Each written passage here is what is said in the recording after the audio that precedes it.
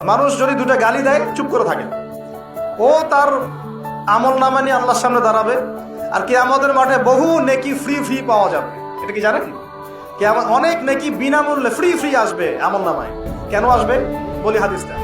নবী সাল্লাল্লাহু আলাইহি ওয়াসাল্লাম বলেছেন, তোমরা কি জানো সবচেয়ে বড় মিসকিনকে, দরিদ্র মানুষকে, মিসকিনকে? সাহাবীরা বলছেন, আমরা তো মনে করি যার সম্পদ কম সেই মিসকিন। নবীজি বলছেন, না, প্রকৃত মিসকিন সে ব্যক্তি নয়।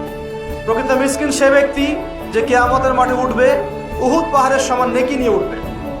উহুদ পাহাড় দেখেছেন তো? বিশাল পাহাড়। উহুদ পাহাড়ের সমান নেকি নিয়ে উঠবে। নামাজের নেকি, যাকাতের নেকি, হজের নেকি, ওমরার নেকি, বিভিন্ন নেকি। কিন্তু দেখবে সামনে বহু মানুষ দাঁড়িয়ে আছে। কেন দাঁড়িয়ে আছে? কারো কাছ থেকে টাকা নিয়েছে, টাকা শোধ করে নাই, কাউকে গালি দিয়েছে, কাউকে অন্যায়ভাবে অপবাদ দিয়েছে, কাউকে আঘাত করেছে, কারো উপর জুলুম করেছে ইত্যাদি। বিভিন্ন রকম মানুষের সাথে জড়িত পাপ ছিল, ঠিক আছে? কারো গীবত করেছে, কাউকে তহমত দিয়েছে ইত্যাদি। এখন আল্লাহ পাক বলবেন, এই ব্যক্তির নেকির যে পাহাড় আছে এখান থেকে নেকি নিয়ে ওদেরকে দিয়ে দাও। বলেন নাউজুবিল্লাহ।